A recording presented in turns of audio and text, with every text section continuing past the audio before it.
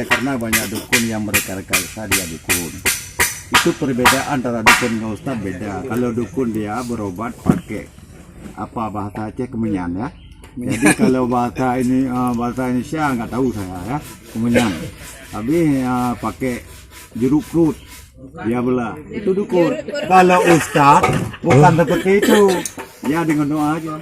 Dia jin itu bisa dia nangis. Bukan kemasukan. Yang kemasukan adalah orang sakit. Itu perbedaan antara dukun dengan ustaz. Oh begitu. Sehingga jin-jin itu yang ada mungkin dia takut bukan karena jin, takut sama Tengku Halim. Maaf Tengku Halim, bisa dipraktekkan? Bisa. Karena bukan takut sama Tengku Halim jin. Kalau sama Nabi Muhammad itu mujizat. Kalau manusia rahmat Allah yang diberikan seseorang. Karena jin itu kan dua dia lahir. Tapi karena ada rahmat Allah, begitu dia takutnya kepada orang yang ada. Coba Dia apa keadaannya dalam penyakitnya? Mungkin ada suatu penyakit medis atau penyakit dokter. Ya, coba praktekkan. Sehingga saya tahu. Sampai ke mantra-mantranya. Ini kan pemirsa ingin melihat bagaimana sistem pengobatan Tengku Halim MT. Habis subhanallah, subhanallah, Allah akbar. Mungkin Allah memberikan rahmat itu hidayah sama saya, sehingga saya dapat melihat penyakitnya. Kalau saya cerita yang jelas karena kayak itu nggak mungkin orang-orang semua tahu, karena mungkin orang-orang tertentu aja ilmu dengan ilmu yang kita bisa dapat melihat, bukan dengan mata, karena dengan kepercayaan batin.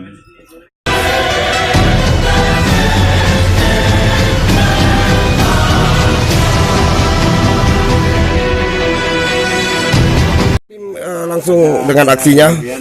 Kadang-kadang orang berobat ke dukun, kenapa nggak kunjung hasil? Ada berobat ke dokter, kenapa nggak kunjung hasil? Itu berarti di badan seseorang itu syarat ikatan sumpah jin yang diikat oleh sama dukun. Oh begitu. Pindah syarat yang tersebut di badan. Bagaimana caranya? Harus 7 hari, karena kita ikutikan ke hari-hari. Harus 7 hari. 7 hari. Kalau tidak sampai 7 hari, dapat hari kelahiran kita, bukan lahir ke dunia, lahir waktu di Al-Mahfuz yang menurunkan yang pertama dari Allah, harus kita dapatkan. Oh begitu. Memang Tengku Halim sudah sangat profesional dalam hal ini. Oke, silakan praktek Tengku Halim. Ya, silakan. Enggak usah sungkan-sungkan, biasa aja.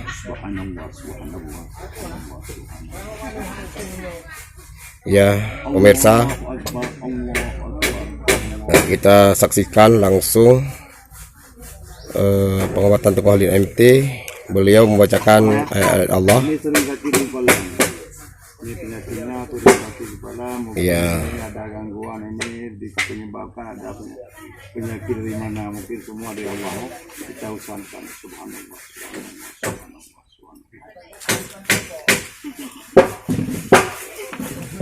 Ini lambung kena nih.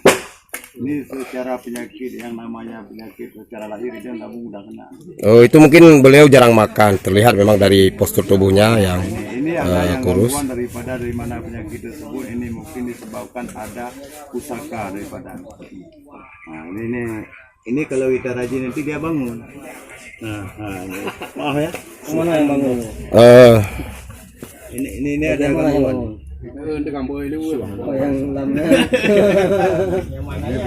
Pemirsa, tolong jelaskan yang mana yang bangun. Subhanallah. Ya pemirsa, kita langsung. Pada untuk bawa mak, bawa bapak, kalau bahasa Aceh, kalau bahasa agama berapa orang? 7. Ya. 7 orang Tengku Halim. Sudah.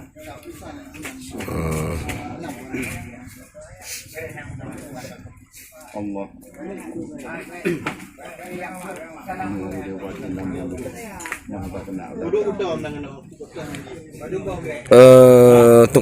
Tengku Halim MT sedikit tadi mungkin pemirsa menjadi penasaran ya. Tadi katanya langsung bangun, itu yang bangun yang mana?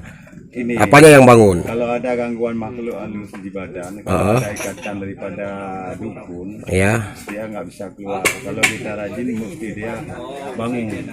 Hah? Karena ini nggak sempat kita nggak Yang bangunnya apa? Jinnya ataupun pasiennya? jin di badan dia. Oh begitu. Oh. Ini insya Allah. Berarti Mudah-mudahan nggak ada. Kalau memang ada, ya.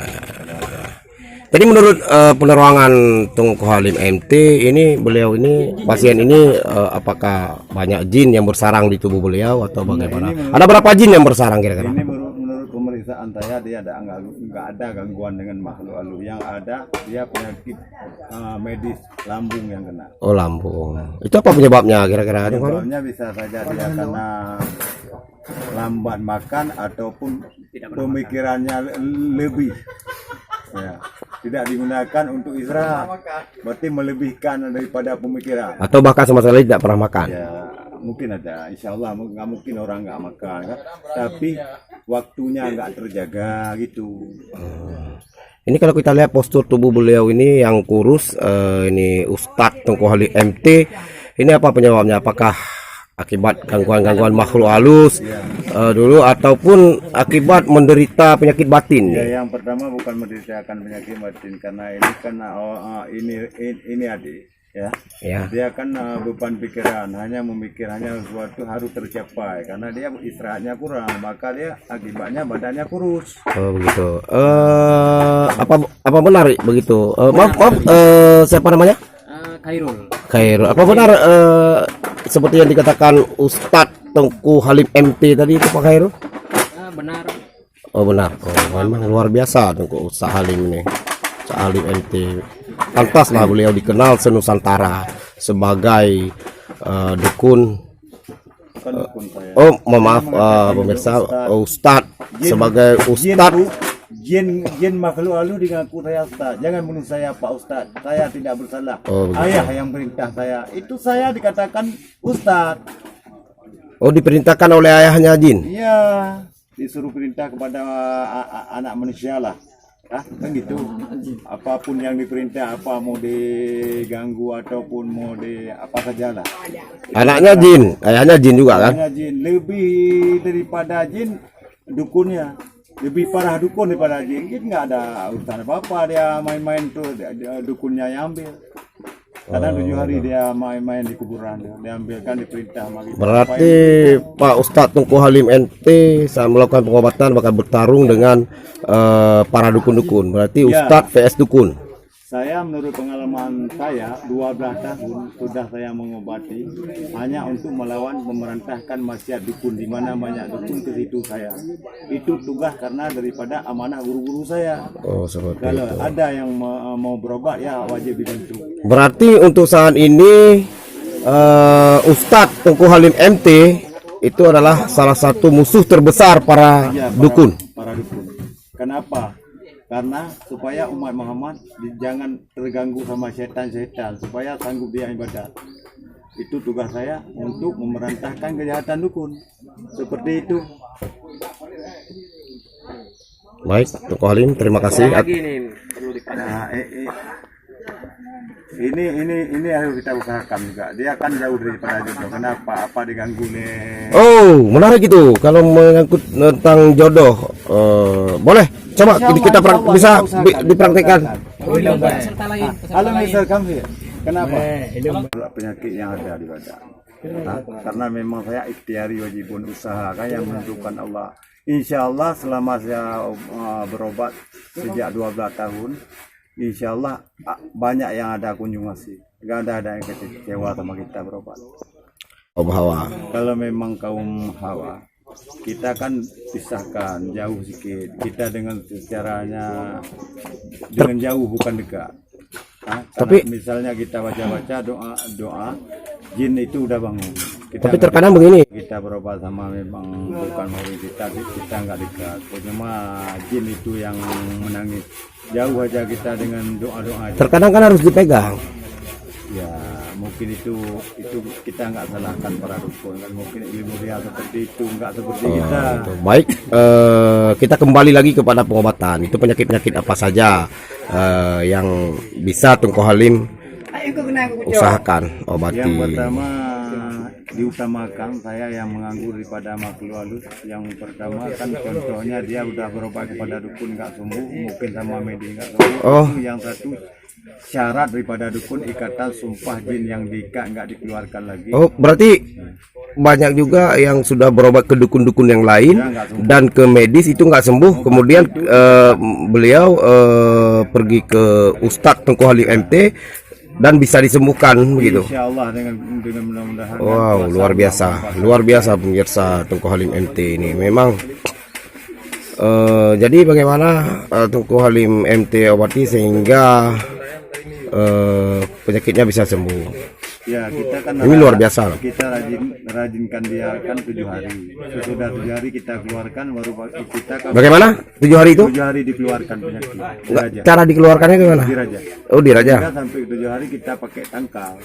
Istilah tangkal bahasanya bisa dari buat batu. Sehingga kemudian kalau misalnya ada dukun yang diperintah lagi sama dia, mungkin insya Allah nggak masuk lagi. Mudah-mudahan. Oh, gitu. Maka penangkal ya. Ada sebagian juga saya obatin kadang-kadang penyakit yang memang medis. Saya buatkan obat, memberikan ramuan ataupun penyakit apa, misalnya lambung, asam urat, rematik. Oh, berarti Tengku Halim bisa ke penyakit medis juga ya? Insyaallah, Tidak insyaallah. tidak harus ke gaib ya? Karena gini, saya termasuk pengobatan ini termasuk saya ilmunya dari kitab Tanjung Mulu. Kita mengerti dari ilmu dari Tanjung Mulu yang ada. Itu insya Allah kalau ada orang yang gangguan daripada makhluk halus, misalnya kan dipagar, jauhkan dengan jodoh, insya Allah bisa tahu. Berarti yang nggak dapat jodoh bisa juga Tengku Halim. Insya Allah, mudah-mudahan insya Allah. Oh, gitu ya. Baik pemirsa, terima kasih Tengku Halim atas waktunya. Baik pemirsa, inilah aksi daripada Tengku Halim yang luar biasa, yang katanya juga musuh para dukun ya. Terima kasih Tengku Halim. Sekian. Kalau misalnya ada yang keperluan, coba dihubungi nomor ini, alamat ini. Oh ya Tengku Halim. Ya mungkin banyak dari pemirsa se-Nusantara, apalagi sudah terkenal Tengku Halim ini, banyak yang ingin menghubungi Tengku Halim. Itu coba Tengku Halim sebutkan kemana mereka bisa menghubungi Tengku Halim. Gini, menurut kemauan daripada orang yang minta tolong, Ya. saya dihubungi dengan nomornya pun bisa, di mana alamat dia saya datangi. Karena itu memang tugas saya, harus bantu umat Muhammad. Oh begitu. Enggak, nomor kontak. Mungkin ada nomor kontak Tengku Halim MT. Saya 0812 69 95 73 14. Oke, coba diulangi lagi mungkin. 0812 69 Ya. 69 95 73 14.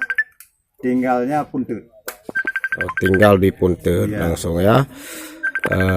Baik pemirsa, inilah kita sudah bincang-bincang dengan seorang Ustadz Tengku Halim MT ya, yang terkenal se-Nusantara, yang menjadi musuhnya para dukun.